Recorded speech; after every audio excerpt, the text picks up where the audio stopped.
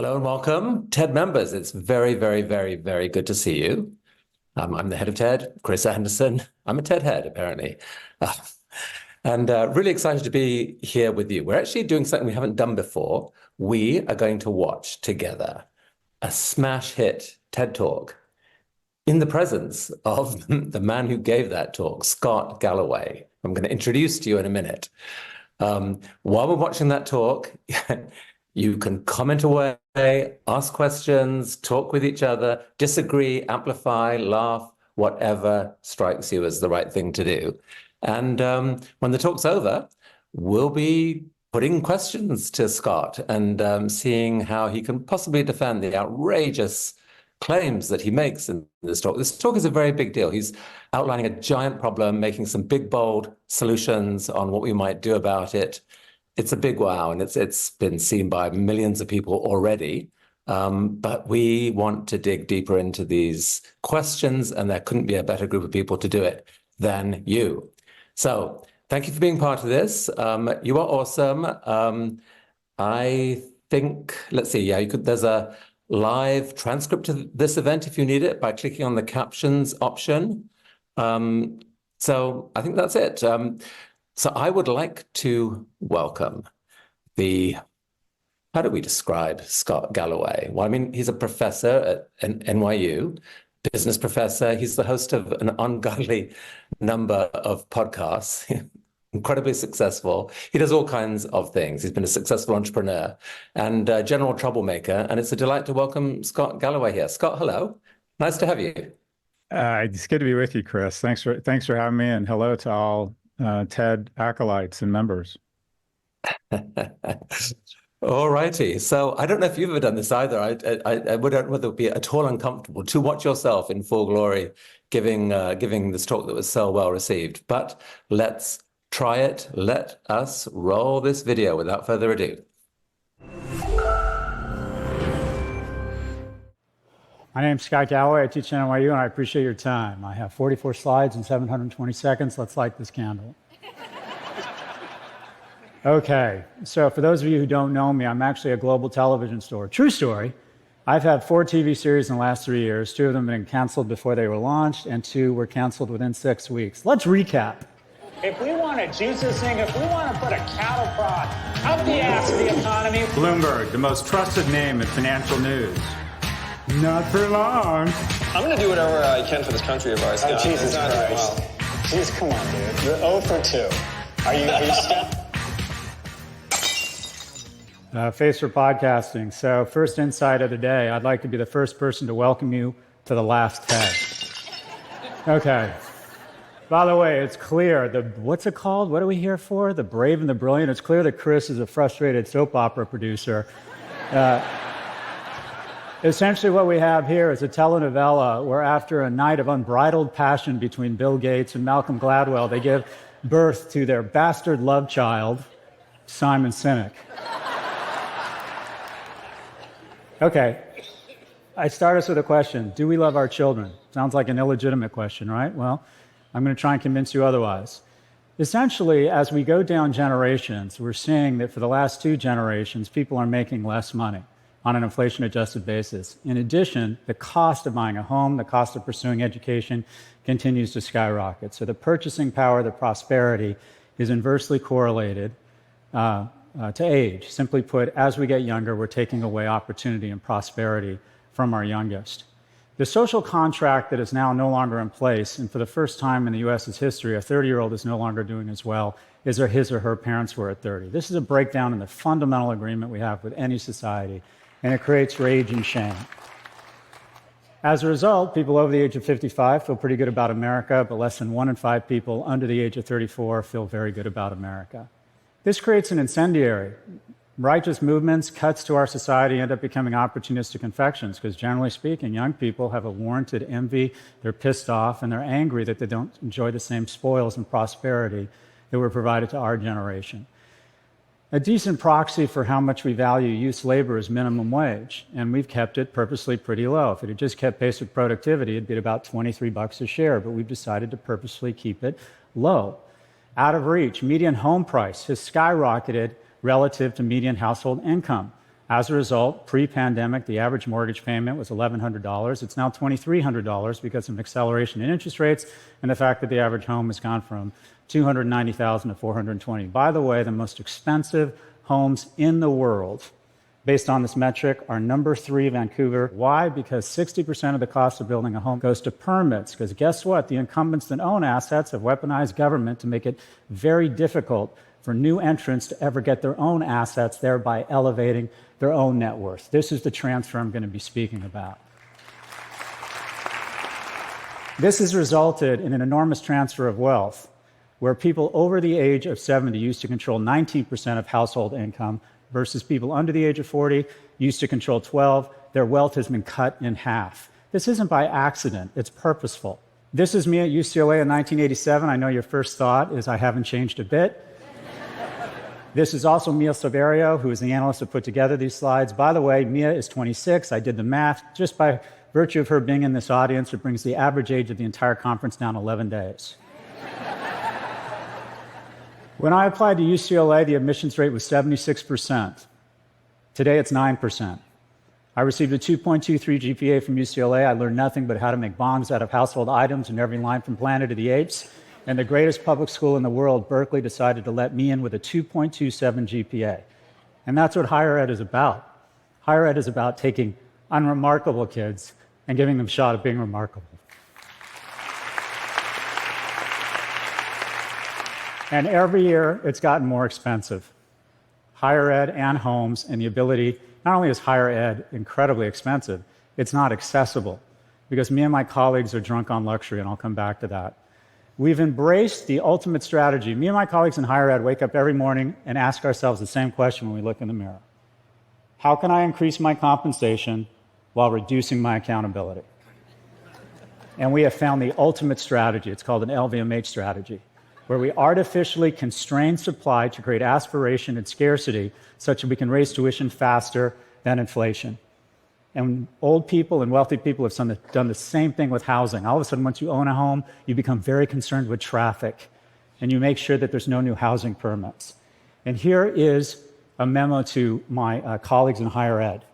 We're public servants, not fucking Chanel bags. Harvard is the best example of this. They've increased their endowment in the last 40 years and have decided to expand their enrollment, their freshman class, by 4%. Any university that doesn't grow their freshman class faster than population, that has over $1 billion in endowment, should lose their tax-free status because they're no longer in higher education. They're a hedge fund offering classes.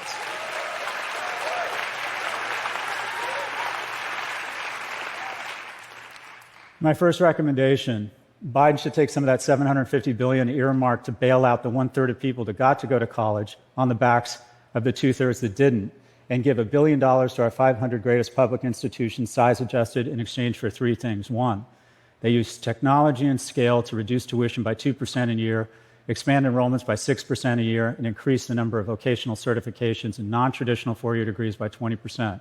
Where does that get us? In just 10 years, that doubles the freshman seats and cuts the cost in half. This isn't radical. This is called college in the 80s and 90s. Another transfer of wealth. Look at what's happened to wages. Oh, they've gone up, not as much as corporate profits. There's a healthy tension between capital and labor. For the last 40 years, capital has been kicking the shit out of labor. Well, you think, whoa, what about wages, right? They've gone up. Well, if you compare them to the S&P, they barely register. It's been an amazing time to own assets, but your attempt to get the certification or the income such that you can acquire assets has gotten harder and harder. In my class of 300 kids, it's never been easier to be a billionaire. It's never been harder to be a millionaire. By the way, our job in higher ed isn't to identify a top 1% of people who are freakishly remarkable or have rich parents and turn them into a superclass of billionaires. It's to give the bottom 90 a chance to be in the top 10. You know who doesn't need me or higher education? The top 10%. The whole point of higher ed is to give the unremarkables, i.e. yours truly, who was raised by a single immigrant mother, a shot at being remarkable. The transfer has been purposeful. While the cohorts, corporations, and the ultra-wealthy continue to garner more and more of our wealth, we have decided, I know, if they win the gold, let's give them the silver and the bronze, and let's lower their taxes. This transfer is purposeful. It's not by accident. And it works. Senior poverty is way down, and we should celebrate that. Meanwhile, child poverty is flat to up. The third rail, I'm going to talk about Social Security. It would cost $11 billion to expand the child tax credit, but that got stripped out of the infrastructure bill.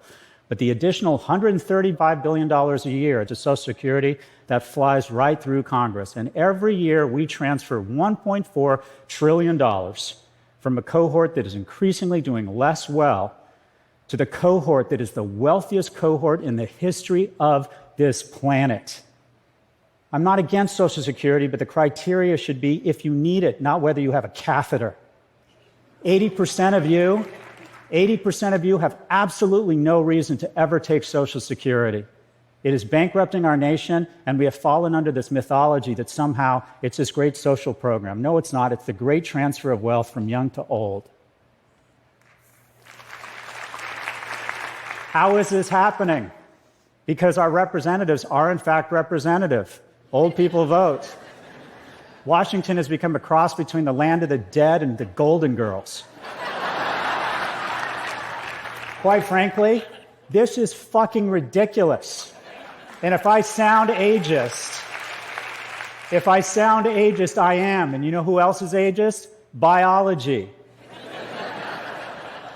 When Speaker Pelosi had her first child, get this, 2/3 of households didn't have color televisions, and Castro had just declared martial law. But she's supposed to understand the challenges of a 17-year-old girl who's 5'9", 95 pounds, getting tips on dieting and extreme dieting from Facebook. She's supposed to understand the challenges that a 27-year-old single mother face. By the way, young and dreamy. Young and dreamy.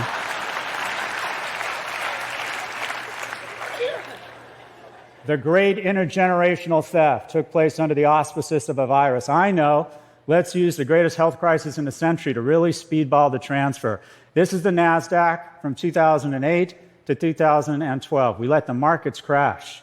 And by the way, you need churn, you need disruption, because it seeds and recalibrates advantage and wealth from the incumbents to the entrants. It's a natural part of the cycle. But wait, lately, no, 1 million people dying would be bad, but what would be tragic is if we let the NASDAQ go down and guys like me lost wealth. So we pumped the economy, which again increased the massive transfer of wealth. The best 2 years of my life, COVID, more time with my kids, more time with Netflix, and my value of my stocks absolutely exploded. And who has to pay for my prosperity? Not me. Future generations who will have to deal with an unprecedented level of debt. Why am I here, and why do I get the prosperity I enjoy? Because in 2008, we bailed out the banks, but we didn't bail out the economy. We let the markets fall. So as I was coming into my prime income earning years, I got to buy, no joke, these stocks at these prices. This is where those stocks are now. Where does a young person find disruption? When you bail out the baby boomer owner of a restaurant, all you're doing is robbing opportunity from the 26-year-old graduate of a culinary academy that wants her shot. We need disruption.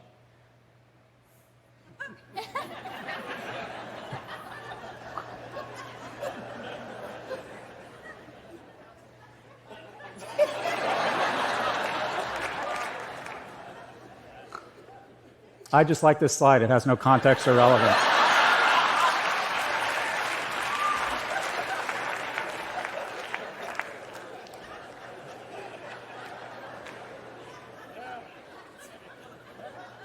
We're economically attacking the young, but I know, let's attack their emotional and mental well-being. Let's take advantage of the fact of the flaws in our species with medieval institutions, Paleolithic instincts, and godlike technology. I'm just going to say, I think Mark Zuckerberg has done more damage to young people in our nation while making more money than any person in history. Oh, but wait, what could be worse? It's as if we let an adversary implant a neural jack into our youth to raise a generation of civic, military, and business leaders that hate America. How can we be this stupid? All right, this all adds up to a bunch of graphs all headed up and to the right. And what are they? What's the first one? Oh, that's self-harm rates, which have exploded, especially among girls, since my colleague Jonathan Haidt pointed out it's really gone crazy since social went on mobile. What's the next one? Teens with depression. The next one, men and women not having sex. Biggest fear of my parents was that I was going to get in too much trouble. My biggest fear, honestly, is that my kids aren't going to get into enough trouble. By the way, my advice to every young person watching this program is go out, drink more, and make a series of bad decisions that might pay off. Next graph, cumulative gun deaths. You're more likely to be shot in the United States if you're a toddler or an infant than a cop. Next graph, obesity, way up. By the way, the industrial food complex wants to addict you to shitty, fatty food so they can hand you over to the industrial diabetes complex. We should not romanticize obesity. You're not finding your fucking truth. You're finding diabetes. Overdose deaths, way up. Deaths of despair. When I was in high school, it was drunk driving. Now it's kids killing themselves. Young people don't want to have kids anymore. 2/3 of people aged 30 to 34, able-bodied, used to decide to have at least one child. It's been cut in half. It's now less than a third, 27%. As a result, people over the age of 60 in the US, pretty happy. People under the age of 30, not so much. Some of the lowest in the free world. What can we do? Nothing wrong with America that can't be fixed with what's right with it. We got the hard stuff figured out. There are programs to address all of these issues. They cost a lot of money. That's the hard part. And we have figured this out. In just 5 minutes post an earnings call, we can add $250 billion to the economy. We've got the hard part figured out, the resources. We have the money, but we decide not to do it. This is per capita spending on childcare in the United States relative to other nations. This is housing permits. Things are doable. We increase minimum wage to $25 an hour. It goes into the economy. The wonderful things about low and middle income households is they spend all their money. We have to have a restore or a progressive tax structure with alternative minimum tax on corporations and wealthy individuals. We need to refund the IRS. We need to reform Social Security. It should be based on whether you need the money, not on how old you are. We need a negative income tax. My friend Andrew Yang screwed up a great idea, but he branded it incorrectly. Instead of calling it UBI, he should have got Republicans on board by calling it a negative income tax. We need to eliminate the capital gains tax deduction. When did we decide that the money that capital earns is more noble than the money that sweat earns? Shouldn't it be flipped? We need to remove 230 protection for all algorithmically elevated content. We need identity verification. The reason we can have identity verification is because we have a First Amendment. Break up big tech. We have monopolies that are incurring greater and greater costs on every small business and parents because, again, see above, our representatives don't understand these technologies. We need to age-gate social media. There's absolutely no reason anyone under the age of 16 should ever be on social media. We need universal pre-K. We need to reinstate the expanded child tax credit. We need term limits, see above Andrew Yang. We need income-based affirmative action. Any visible signs of affirmative action make no sense at all. You would rather be born gay or non-white in the United States today than poor, and that's a sign of our progress and our need to recalibrate who we give advantage to. Affirmative action, of which I'm a beneficiary of, I got Pell Grants, I got unfair advantage. Affirmative action is a wonderful thing, and it should be based on color. It should be based on green, how much money you have or don't have. Expand college enrollment and vocational programs, mental health, ban phones in schools, invest in third places, big brothers and sisters programs. We need national service. We need to tell people in the United States and Canada that they live in the greatest countries in the world, and we need to remind them of that every day by exposing them to other great Americans where they feel connected tissue. We can do all of this. We can do all of it. We have the resources. The question is, do we have the will? This is my last slide. It is an emotionally manipulative slide to try and get you to like me more. But it does have a message. This is the whole shooting match.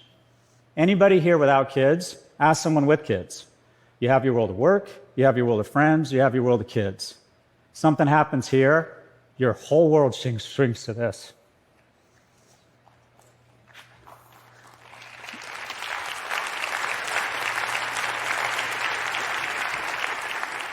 So I present, as I wrap here, with just a few questions. One, if you acknowledge that our kids are the most important thing in our lives, that everything else we do here is meaningful, but our kids' well-being and prosperity is profound.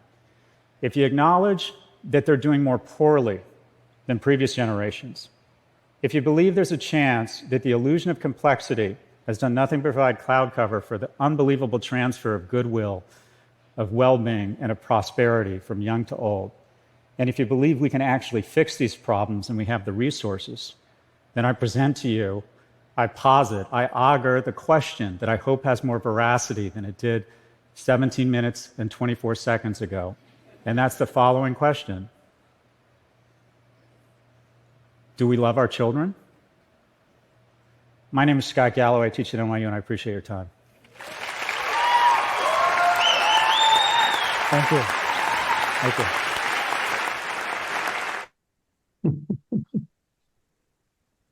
We cut off the standing O. That was a long, long standing O. It was as long as there was at TED this year, Scott. An amazing talk, honestly.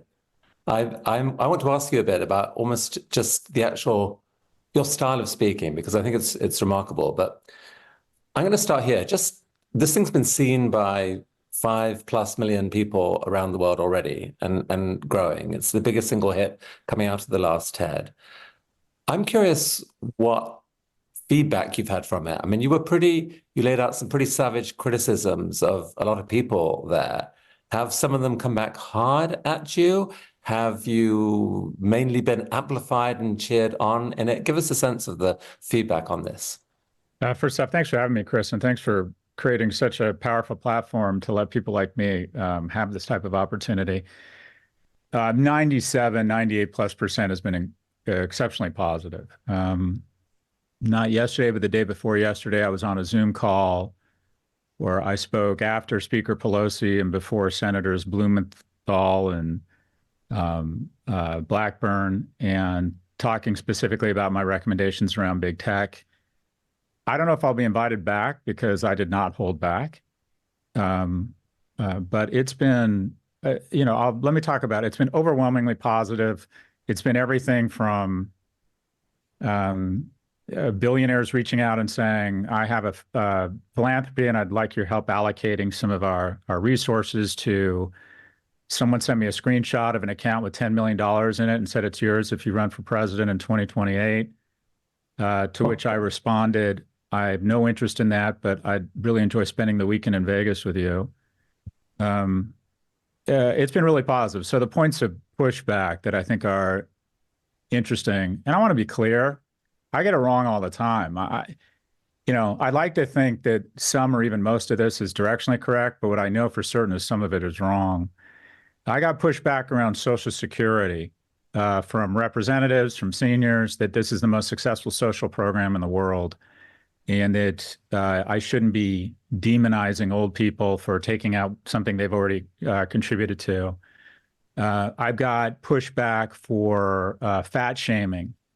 So I've gotten, points of pushback, but I think that's important. I think that if you're going to make provocative statements, you need to be subject to pushback. And I would say that my goal is not to be right. It's to catalyze a conversation such that we can craft better solutions. And the thing that's been really rewarding about this dialogue is that when people send me very long emails, including from Congress and the Senate and people who run companies and nonprofits, the dialogue's been very civil. And I would say that the thing that I really enjoy or recognize about the TED community is I'm in a variety of different communities, whether it's TikTok or whether it's at different conferences where I say these things.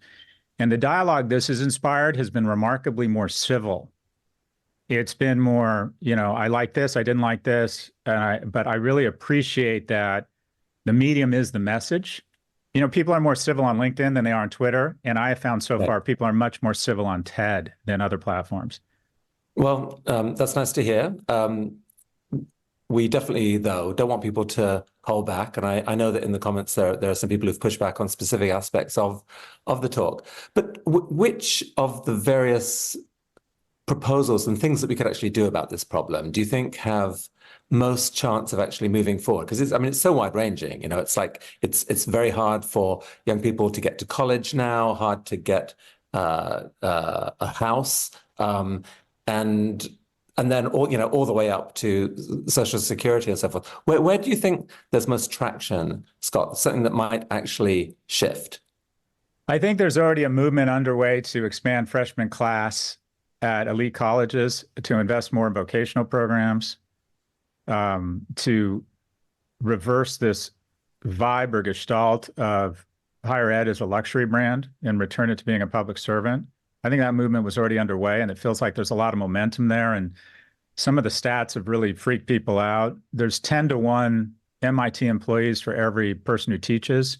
So I've heard from the president of ASU saying, and the presidents of Purdue saying, come here and They've been circulating my talk and raising money around the fact that they have not embraced this strategy. I think I've heard from quite a few people in the budget office and Congress people talking about things including eliminating capital gains tax or just having one income tax similar to what we had under Reagan, instead of favoring the income that capital earns or wealthier people versus current income.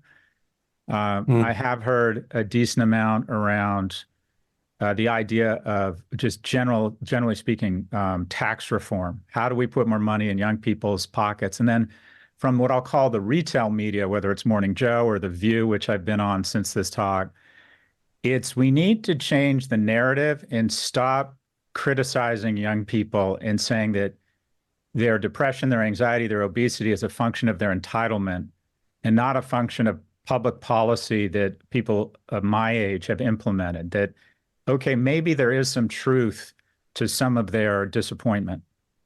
So before we go into the other details on it, let me pick up that specific point, because I'm sure that some people watching this, probably older people, would say, are you sure it's really this intentional thing as opposed to a consequence of just cultural cycles? So there's this quote that you all know by Michael Knopf, that, hard times create strong men create good times create weak men create hard times. That there's an argument that we've been through so much prosperity that baby boomers raised a generation of kids who just grew up too comfortable, and that is where part of the problem is. You are powerfully arguing a different case. Is there any truth to that argument? I think in almost every generation before ours, I'll call it Gen X and baby boomers, there was a concerted effort to elect people who would think long-term and make forward-leaning investments. If you think about Apple, Google, NVIDIA, all of these companies, Moderna, that have added trillions of dollars in market cap, it's really they build a thick layer of innovation on top of investments that have been made by the most successful venture capitalists in history, and that's the U.S. government with its limited partners, its investors, the middle class. And that there's a lack of that forward-leaning investment. Basically, the only thing that passes for bipartisan cooperation now is reckless spending. Republicans want more military spending and lower taxes. Democrats want more social spending and higher taxes, and they agree on lower taxes and more spending. So it does feel like we are being irresponsible, even reckless. The way I loosely describe it is $7 trillion in government spending, which juices the economy, $5 trillion in receipts. I'm in the club partying with champagne and cocaine, and the closest the young people get to the club is they can throw their credit card at me from downstairs, and I'll rack up more debt on their back so I can continue this prosperity. Even the markets right now, we don't want to talk about this. The markets are being supported right now by an additional $2 trillion in stimulus every year in the form of government spending that's beyond our revenues. In past generations, unless it was wartime, never would have engaged or supported that type of government spending.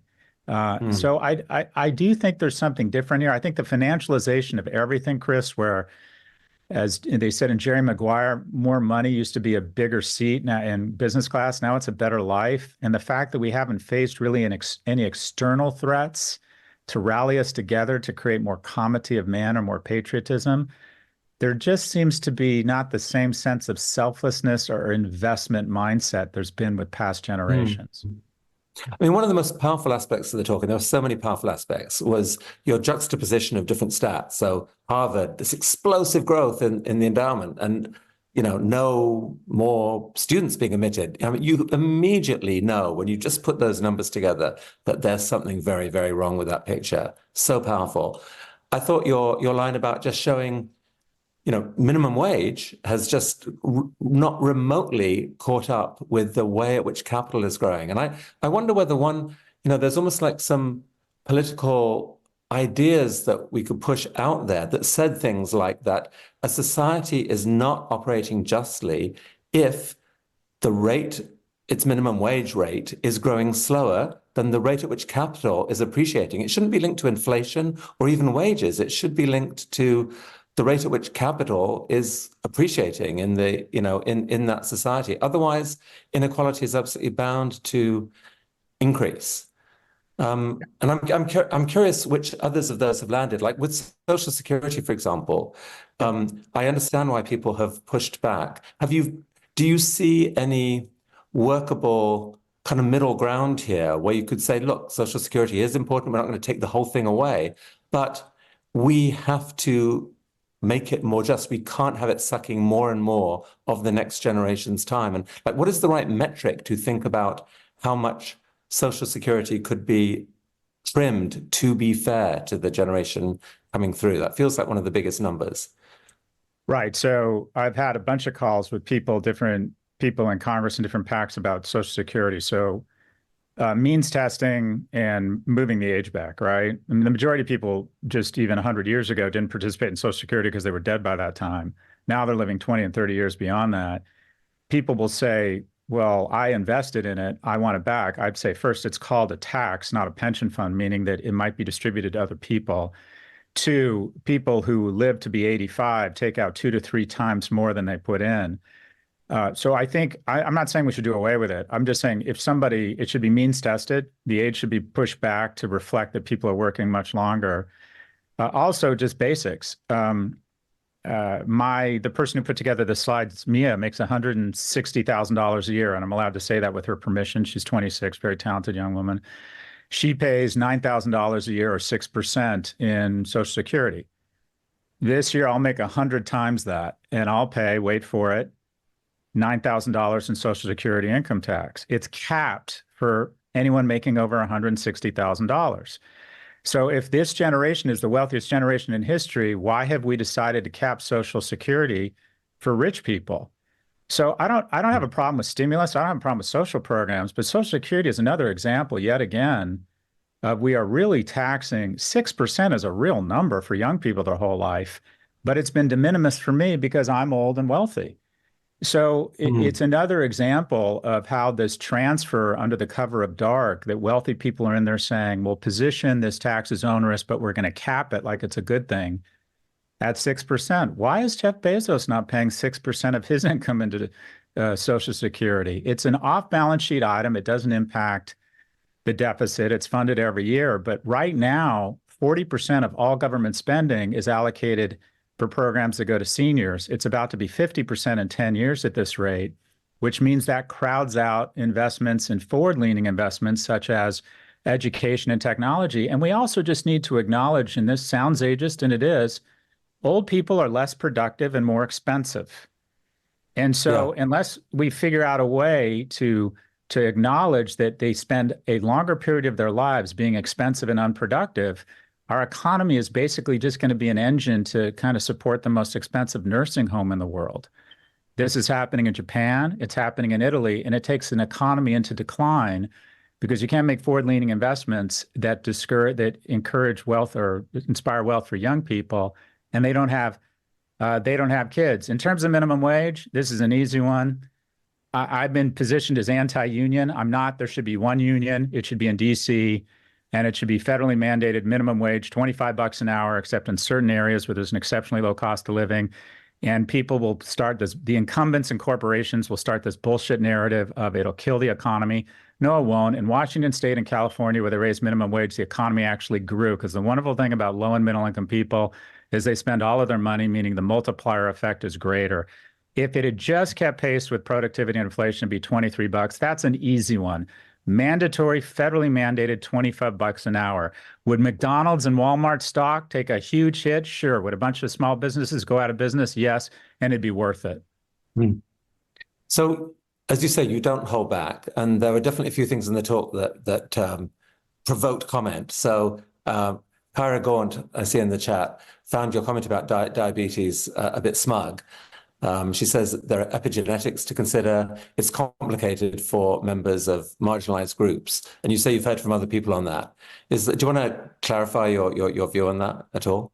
It's a fair feedback as someone who was born to parents who are both tall and thin. So easy for you to say, Scott. What I have said in the past, and if I sound offensive, I apologize, is I believe that we need, bottom line, to put more money in the pockets of lower income people such that they can eat better. I think we need to tax the food industrial complex relative to its externalities. Obesity, morbid obesity has gone from 5 to 9% in the last 30 years. Obesity's gone from, I believe it's gone from 30 to 45%. The only thing that Americans really share is that 70% of us are overweight or obese. And if you look at McDonald's, Kraft, General Foods, PepsiCo, Coca-Cola, they're not companies as much as they are obesity indices.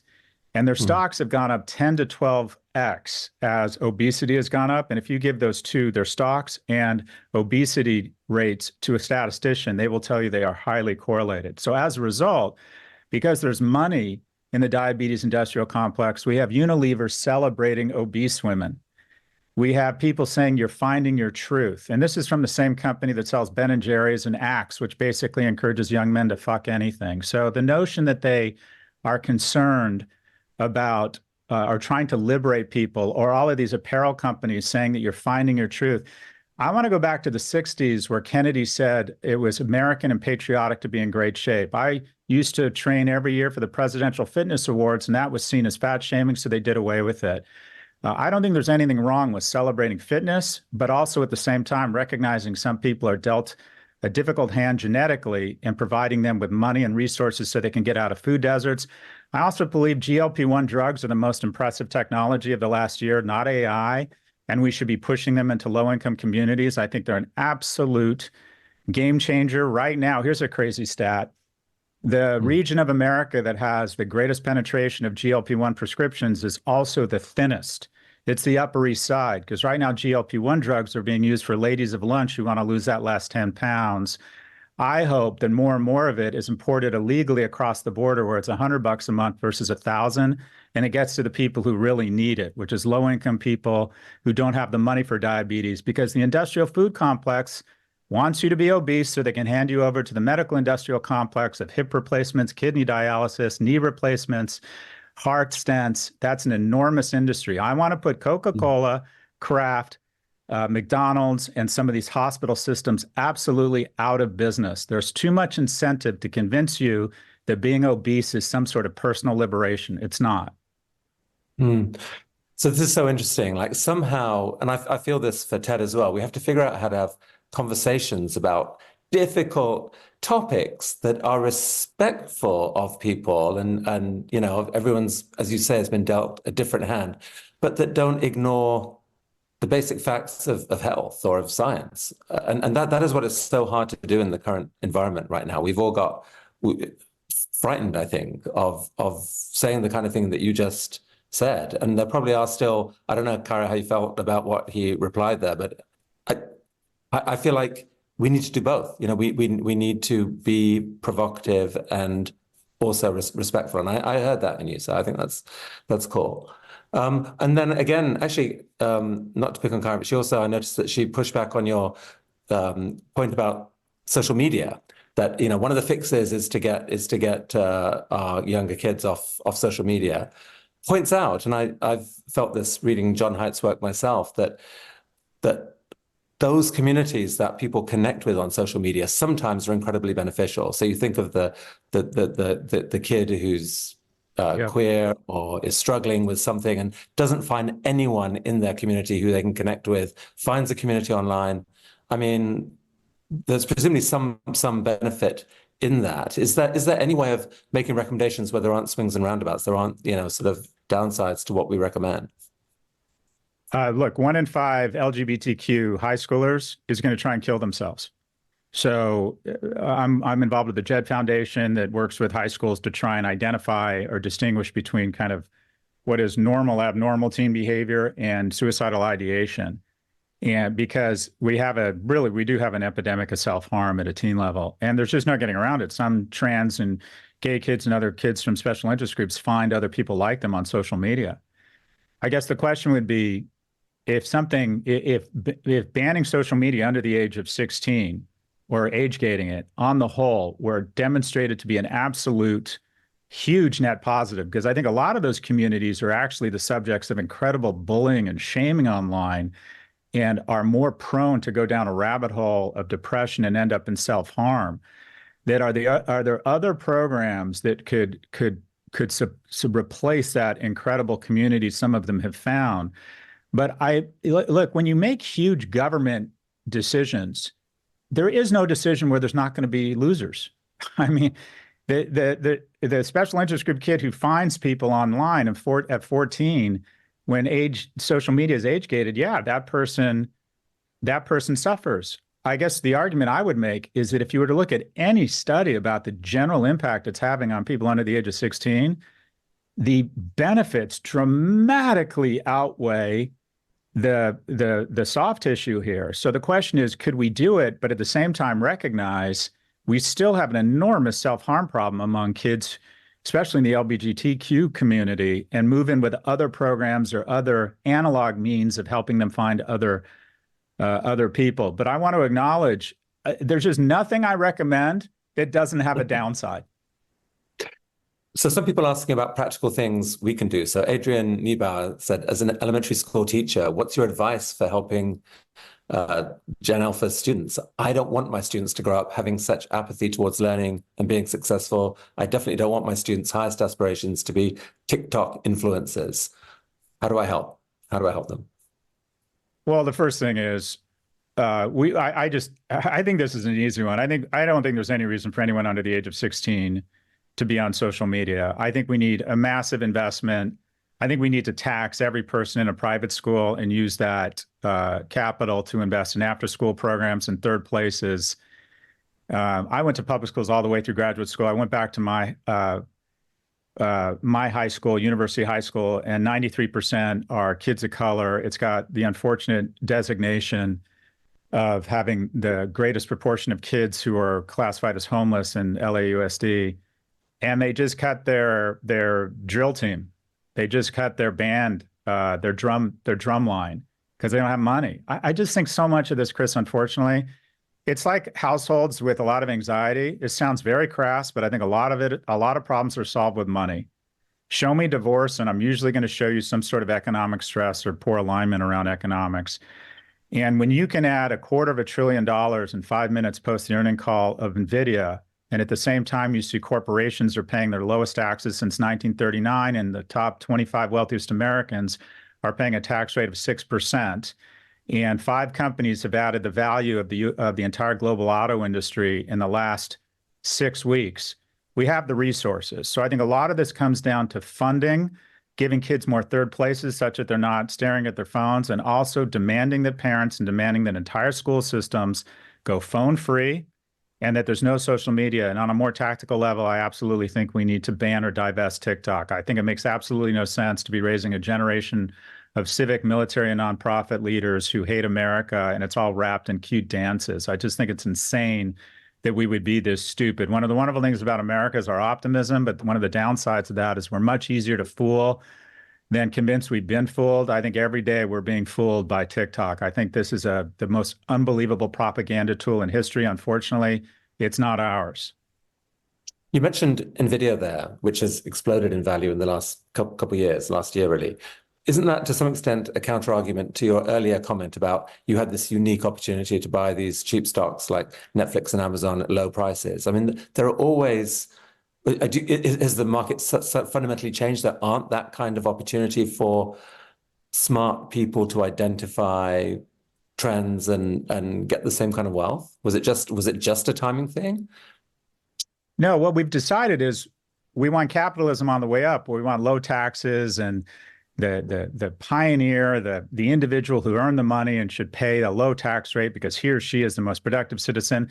And then on the way down, when there's a virus or some exogenous event, which happen a lot, whether it's war, famine, revolution, or a virus, the CEO of Delta says, we're all in this together, and wants a massive bailout, despite the fact that 80% of the free cash flow of airlines the 10 years before were either used on dividend or stock buybacks or CEO compensation that juiced their compensation. And yet, so look, capitalism on the way up and socialism on the way down is cronyism. And we've gone full cronyist in the United States. And I understand the rationale for pumping the economy full of stimulus, because they said we needed to overdo it versus underdo it. But then no one suggested a special tax for the unbelievable champagne and cocaine disco party we've had in the markets. Markets are touching all-time highs right now. And the myth that my generation has fomented across the economy that young people take hook, line, and sinker is the following. there are two phases of everyone's life. There's investing, and then there's the harvesting phase. Investing is when you do your best to make more than you spend and save some money so you can deploy an army of capital that grows in your sleep such that you can have some security and some balance as you get older, and you begin harvesting. I'm entering the harvesting stage of my life where I'm no longer making as much as I spend. During the investment part of your life, when you're younger years, you want markets to crash. You want real estate that's inexpensive. You want a dollar cost average in at the low price. The reason I get to roll with you in London and I get to go to the south of France tomorrow, Chris, is because we let the markets crash in 08 and I got to buy Netflix at $12, which is at $6.50 now. What we've decided now purposefully is that we aren't going to let the markets have a natural cycle of disruption, that anytime the markets are threatened, we're going to weigh in with the credit card of our young friends, of our daughters and our sons, and we're going to artificially inflate and support the markets. That is nothing but a transfer of wealth. You need disruption. You need churn. These are purposeful decisions to protect old on the credit card of the young. I don't have a problem with stimulus, but for God's sakes, those of us who have benefited from it should pay it back. So there's a great question here from Brett McCall. So during this talk, there are an overwhelming number of points that are all delivered in an easy to understand way. That's true, by the way. It's really, I don't know of a talk where there's been such density of points, of facts that connect. Really remarkable. Anyway, he says, it leaves me charged with the desire to join, quote, the movement and make change. It's almost like a full semester worth of issues that could be movements, but there isn't an explicit community or movement to join. Scott, where would you suggest a starting place for someone who becomes inspired by your talk? It's hard to do this without being political, but try and find congresspeople or get involved in campaigns of people who are, one, talking about the deficit, talking about the war on young people, having difficult conversations. I mean, there's some very basics, and the speaker before me, Andrew Yang, Final Five and ranked choice voting. People who are going to be moderates, who are going to think long-term about society. I think we need absolutely more young people in Congress. So I would say political action, just being engaged, and then on a ground level, getting involved with local schools, getting involved in charities, and efforts to help young people in special interest groups find third places, find places to find each other. I think all of this is somewhat couched in young people in an epidemic of loneliness. So anything you can do to create resources and opportunities for young people to get out of the house. I think it's up to parents to get their kids off. I mean, I think it's not what to do, it's what not to do. In terms of a political movement, I'm still waiting for a leader to come forward and say, I'm going to piss off everybody. Old people, you're going to hate me. Unions, you're going to hate me. Rich people, you're going to hate me. You know what we need? We need the biggest class traitor in history. Someone who shows up and says, are we going to decrease government spending, or are we going to raise taxes? And the answer is yes. It's time to start acting like adults and paying it back to some of the incredible Americans who have made sacrifices such that we can enjoy this prosperity. I haven't seen that person yet. But politicians assume that that's an unelectable slate, and maybe they're underestimating the intelligence of their citizens. I think people are ready. Do you know what one of the top 3 issues among young people is right now? People think it's Middle East. It's not. That's like number 17 because of the zombie apocalypse of useful idiots on campuses that has been highlighted in media and in TikTok to give you the sense that every student is protesting. 2,300 arrests, 40 weren't students. I'm at NYU. 99.9% of the kids are just getting their shit done. The new president, undergraduate president of Columbia, is an Israeli girl. What we need, anyways, one of the top issues for young people, one of the top 3, the deficit. So I just think we need a pragmatist who says, I am not going to ever insult anyone on the other side of the aisle personally to get on TikTok and raise money. I'm going to talk about really boring shit. Tax policy, the deficit, teen depression, obesity, and I'm going to make big sweeping changes. And guess what?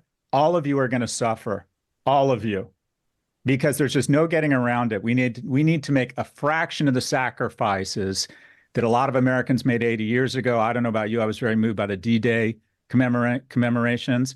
but every generation up until this one has made real sacrifice for four generations except this one. So we need to catch up. I think people are ready for that.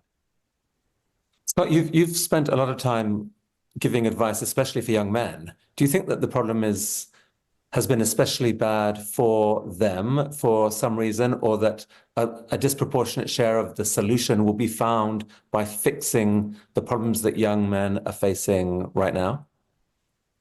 Well, all of these things are especially acute. So with young men, and this is the thing, this is my passion project, 4 times as likely to kill themselves, 3 times as likely to be addicted, 12 times as likely to be incarcerated.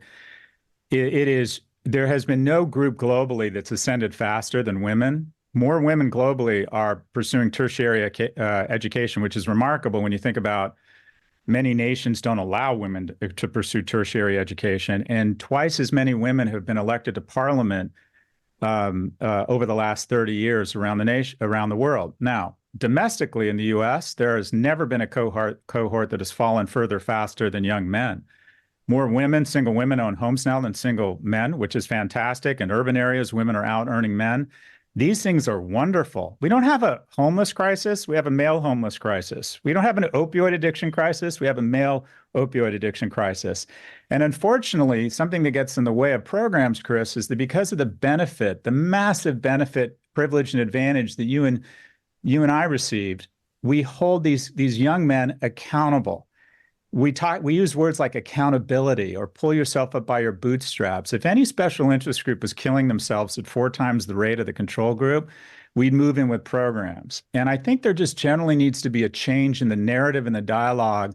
And we need to recognize that empathy isn't a zero-sum game. Gay marriage didn't hurt heteronormative marriage. Civil rights didn't hurt white people. And recognizing the problems that young men especially are facing. 1 in 3 men under the age of 30 hasn't had sex in the last year. 3 million working age men have given up looking for work. 50% of millennial men are no longer even trying to date. And so you have this cohort that is doing so poorly. And if we don't have a vibrant middle class full of successful, economically and emotionally viable men, the nation is going to collapse. Because here's the thing about women. We don't want to have an open and honest conversation about mating. And this is the following. Women mate socioeconomically, horizontally and up, men horizontally and down. And when the pool of men available horizontally and up keeps shrinking, we're going to have a lack of household formation. 60% of people aged 30 to 34, 40 years ago had at least one child. Now it's 27%. The whole shooting match, why we engage in all this shit, is so we can find someone we love and raise kids together. That is the most rewarding thing. Everything else is a means. That's the ends. And when a nation is failing to do that and just creating a generation of anxious, obese, and depressed kids who don't like themselves, much less have the opportunity to like other people and get together and start having sex and fall in love and have kids and have economic prosperity, then what the fuck is any of this for? So I think this is a call for all hands on deck. If young people, and especially young men, aren't doing well, then we are not going to have a functioning nation or economy, full stop. And it's time to put the politically correct agenda away and say, well, you're being sexist. Yeah, I'm sexist. I believe the genders are different. If you don't believe me, put a 3-year-old girl and a 3-year-old boy in a room with cars and dolls and see what happens. That doesn't mean we reduce empathy for either gender, but we can't even have an honest conversation about this stuff because someone sees an opportunity to virtue signal and get a Guardians of Gotcha pin rather than actually addressing the fucking problem. That was a rant. Scott, I will say that you rant better than anyone I know. I mean, I really, just as someone who's hosted a lot of TED Talks, I was stunned by how this one went. Like many speaker coaches looking at you would say, oh, it's very monotone. It's very, where's the, you just sort of, it just unwraps in a very sort of flat voice initially.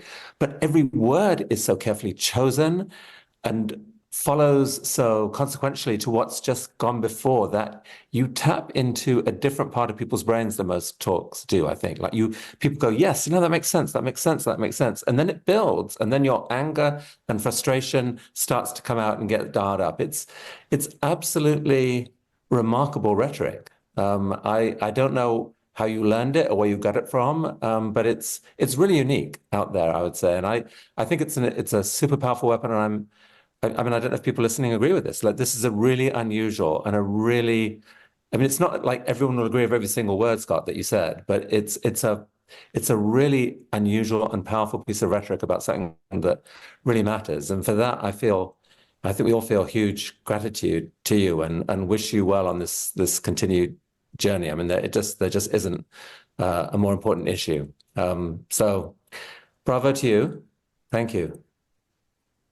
Chris, I appreciate the generous words. And what I told my wife is that after 30 years of working my ass off, I'm an overnight success because of Chris Anderson and Ted. So thank you.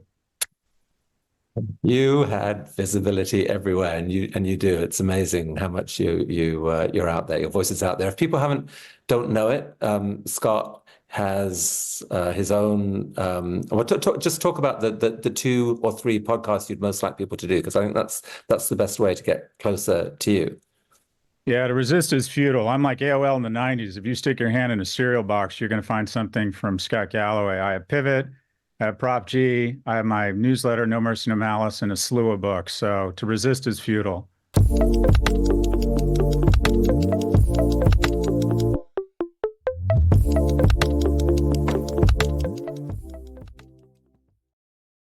恳请点赞，订阅我们的频道，一起学习演讲中的实用英语。